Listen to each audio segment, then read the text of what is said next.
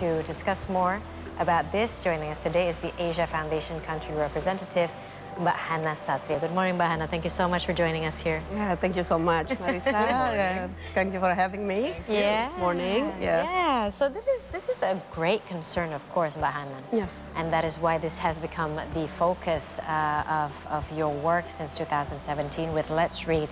Indonesia's literacy rate had fallen from 1.78% in 2019 to 1.71% in 2020. Now, how important is it to develop a love of reading from an early age? And we're talking early age, maybe about 3 to 5 years. Yes. First of all, I would like to thank Marisa and Paul for having us, and then would like to share also our excitement in developing the Let's Read, because we know it's very important for children to start to love reading from early age. Why is it important? Because we know from studies and experience, children who start looking at books, not necessarily reading it, but then see books as a way to get information, to have fun, to have excitement, to look at new sort of experience, will continue to read. And then reading is important, whether you read for fun or whether you read as an instructions or read to have a degree.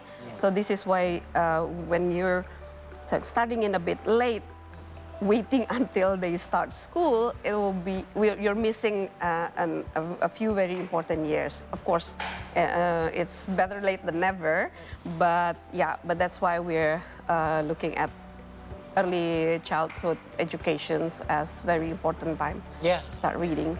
I was mentioning to you both instinctively young children. I have a son who I call a pandemic baby because he was born right at the start of the pandemic, and he just turned 3, and he's drawn to books, and books have actually triggered him to speak his first words because he is slow in development. Yeah, absolutely. There's these flip open books, these pictures, and then he starts naming the things that he sees, that these are some of his first few words. And when compared to when we put him in front of something like a television show, he doesn't say anything. He just stares at the screen. Right? Yes, he enjoys himself, but he doesn't actually help him develop. So again, very crucial years. And could you please tell us more about Asia Foundation's Let's Read program? Yes. Well, parts of our Books for Asia programs, Asia Foundation have Books for Asia that we started in 1950s in donating books, but hard books. So by 2017, we see the evolvement, I think, of e-books around the world. Yes. And then the community, the market for e-books is developing. And then we also see gadgets now is a household items. It is. Yeah, so we see that, e-books for children is also an opportunity for them to be introduced to books from early on, especially when they're already sort of familiar with the gadget. The second thing is we see that is an opportunity to reach places where shipping books is also quite difficult when there's no publisher, that you can have access to books. So as long as you have access to internet, you can also access basically the whole library of the world. So we started the Let's Read digital library of children books. It's picture books. Yep. So there's an app actually that you can download. So Paul, you can definitely download. The application is called Let's Read. Now, if I click on Let's Read, it's an amazing application that I explored earlier with Mbak Hana because obviously, how many books are there in this application? We have 1,000 titles, but in total there's 9,000 books because it's all different languages. Oh, I see. Yeah, the languages is right here, right, Mbak Hana? Yes. If I click, how many languages are there? Oh, wow. We have 40 languages. Okay. 40 languages. Yeah, so in Indonesia alone we have Javanese, Sundanese, Minangkabau, Batak Toba, also Balinese, aside from the Indonesian language itself. So we are working with different universities as well in developing local content. So this is a story from Bali. Okay. This is a story from Bali. This is what you do. So, right, the cover of the book is here. You press read and boom, you have the digital version with Bahasa Bali. I don't know if I'm going to read this correctly, but sama nangane entolo Ayu mani ngena bincung alih alihan apa kaden di And you can. I'm seeing that there's a tab. You can literally change the language. So you Yeah, can actually boom. learn dialects from this as well, Exactly. right? Like local Yeah. languages. If you want to change it to Switch it on the bahasa fly. Indonesia, Right. The trans- tung. Yeah. Oh wow. Amazing. Okay. So this consists of books for all age ranges. Yeah, well, we're focusing really for young children. Okay. Yeah, because this is again the objective of the digital library is really to help Indonesian children. Well, children, not just Indonesian, also Asian, basically, Asian children to learn to read, which is important. So we're focusing on young children. Most of the books primarily targeting children under the age of 10. Okay. Yeah, but the reader of this book could be any age.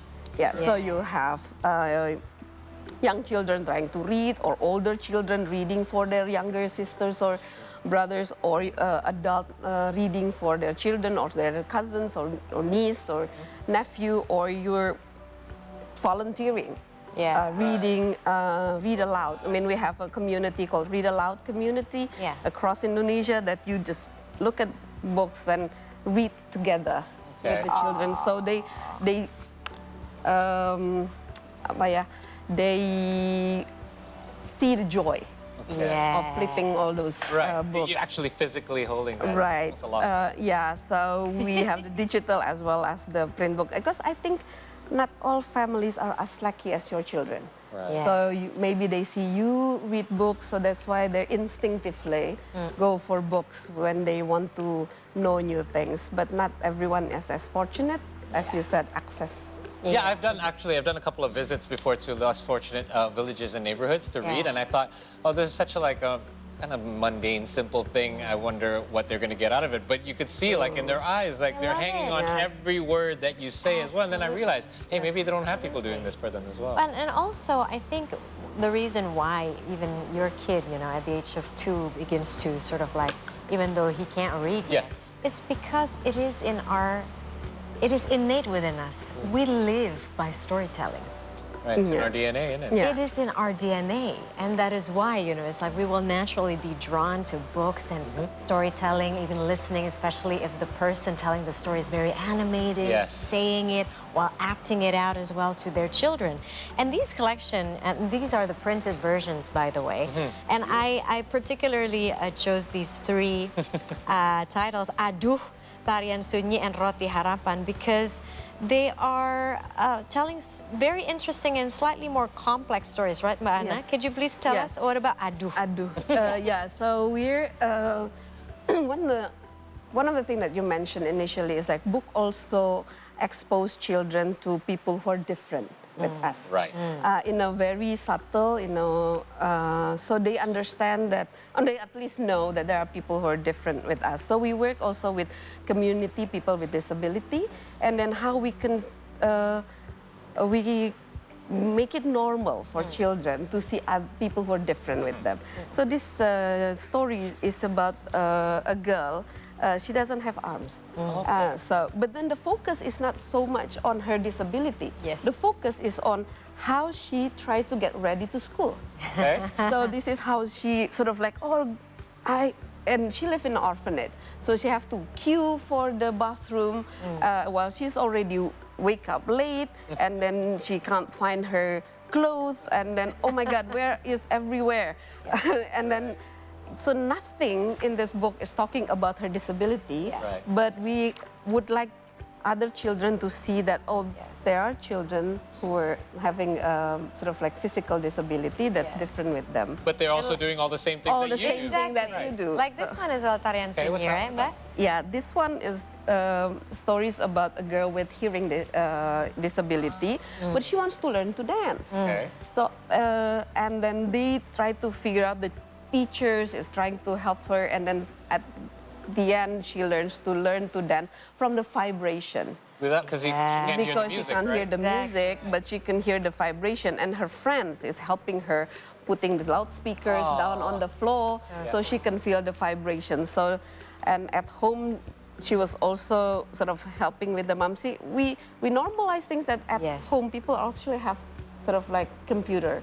So how technology should be helping us to be sort of not necessarily a better society, but also a brighter Showing a more society. positive side of using gadgets and technology. Exactly, as well. exactly. You know, by the way, I'm looking at the illustrations as you're flipping through. great, They're yeah? wonderful, by the way. They're colorful. They're drawn very well. How? What is the process behind the illustration? Because my 3-year-old boy, he's first drawn to the illustrations because he can't read yet, and then if we read it properly to him, then he'll look at the pictures and make reference. Yes. Yes. Yeah. So I think Indonesia is blessed with a lot of really great illustrators. I mean, from a very junior and as well all the way to really professional book illustrators. So we work with book writers and book illustrators. We especially reach out to young illustrators and young writers. So we work with partners like Litara organizations. So we first have like a collection kind of theme, Okay. and then we reach out to writers and illustrators who wants to be part of that collections in creation, developing the creations, the collections. So we start working with writers. So once you have a story developed, and then we have what we call book slab.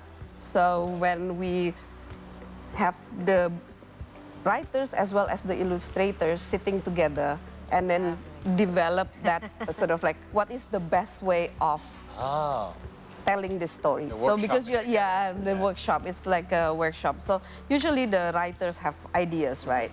And then they're not necessarily knows what's best to sort of like How to visualize those ideas. it. Right. Yeah, that comes the illustrators, and then Indonesian illustrators is amazing. And then we work with editors to make sure that it's actually matched. And the writing is also have to be easily understood. Yes.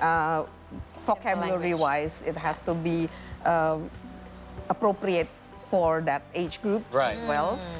By the way, can I show this page? This is an example, by the way.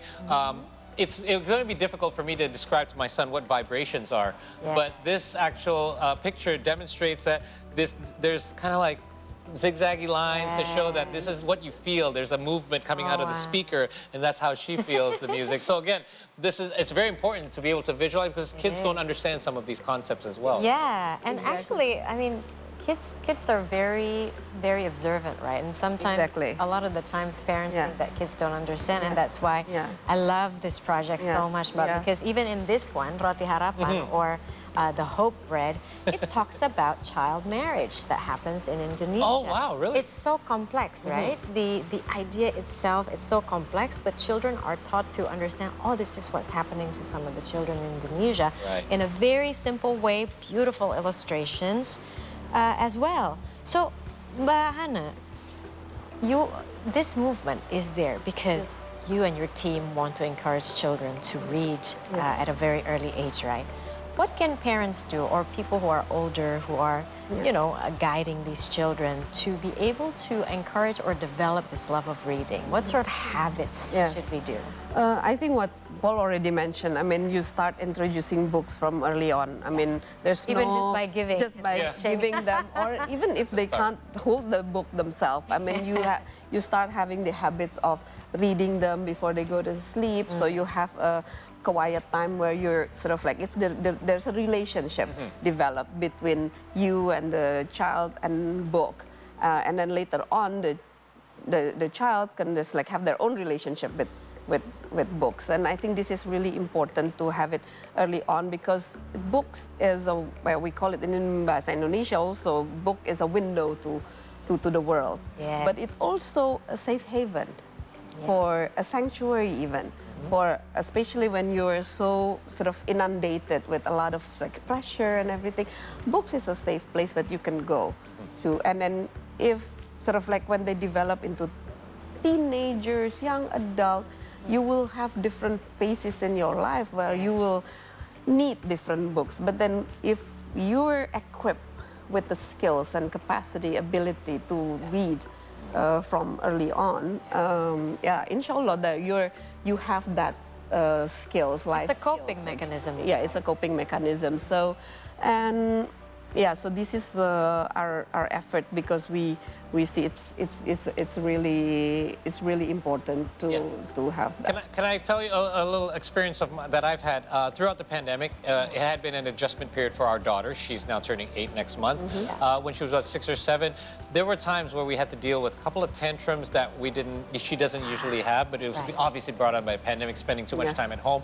And I noticed she did have some books that her school allowed her to bring home from the library. Right. A couple of them were comic books, but they were books basically. Right. And I noticed that if she had some kind of tantrum, if she kind of like had a timeout to do, she would just grab a comic book and just sit on the chair and just kind of. Yeah. And I think that was her way to calm herself down. I didn't realize it at first. And what it taught me, reading to her at a young age until now she can read on her own, was it taught me a lot about myself too. I became a better storyteller. Initially, I was just reading to get through it, just to teach them the words. But now I'm playing out the characters. I'm doing the voices, and they enjoy it a lot more too. I felt silly at first, obviously, but as a parent, you don't really care after a while, like how you look, how you feel, because you see it. Well, realize it makes a actually, we difference. have a class for that. It's called Read Aloud. Oh, really? Yes, As it's- parents. Yeah, as parents, as any adult who's interested in doing a read aloud. And there's technique actually developed specifically for reading aloud. Right. And it's called Read Aloud. And then we have,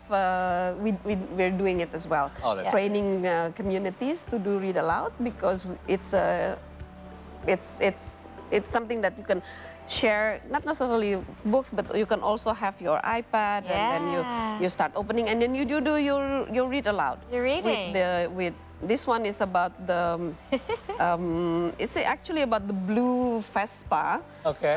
That is ridden by a female, it's like online driver. Yes, wow. That's why I downloaded it while we were discussing. There you go. That's the spirit. It's free for you to download, by the way, and Yes. 5-star rating on the App Store. Yes. So that's got to tell you something. It's amazing. 155 reviewers, by the way. Yes. We are quickly running out of time. I wish we could talk a little more about this. I But real know. quick before we let you go, Hana, what has been the impact that you have seen so far from Let's Read? We are especially excited because we have about 200,000 online readers annually, sort of like accessing Let's Read. Of course, in comparison to the population, it's quite small, but we see the growing community looking at this. We see also Indonesian accessing both Indonesian language and English as well. So we have seen impact like that. And then we looking at people accessing from remote places from across Indonesia. So we hope if Indonesia's like internet access will be better, children from other sort of like more remote areas that don't have like bookstores, don't have a quite like an updated libraries, can go to digital Let's Read or other platform to download. At the moment, we're sort of keep on sort of like improving. We hope that later on our books can also have levels. Okay. So like, well, our generation maybe like Lady Bird's kind of like 1 to 6, right? So we're also hoping to have that leveling as well. Wow. In a That's more. great, Mbak. Stuff, guys. Let's Read. If you guys have a chance, please do download it. Please it's very do simple download. to use and obviously a great advantage. I can't wait to try. It's free. Yes. It's free. free. It's Very free for important. non-commercial use. So you can download it for non-commercial use. There you There you go. go. Yeah. All right. And for those of you who are probably interested in helping the movement, you can also check it out, the asiafoundation.org, because you can donate there, and you know you can basically contribute your energy and your creativity there as well to be part of this beautiful movement. Thank you so much, Hana. Thank you, Mary. Success Thank you with for the project. this. I'm so excited to I go know, home and right? try it today. I've got it. I've got some nephews, so it's like whenever they come around, come and sit with Auntie. Let's play with the gadget, but we're going to read. Exactly. However, we are going to take another short break here, but in case you're joining us late, we're going to update you and recap some of our earlier stories from around the world when we return. Please do stay with us. Thank you.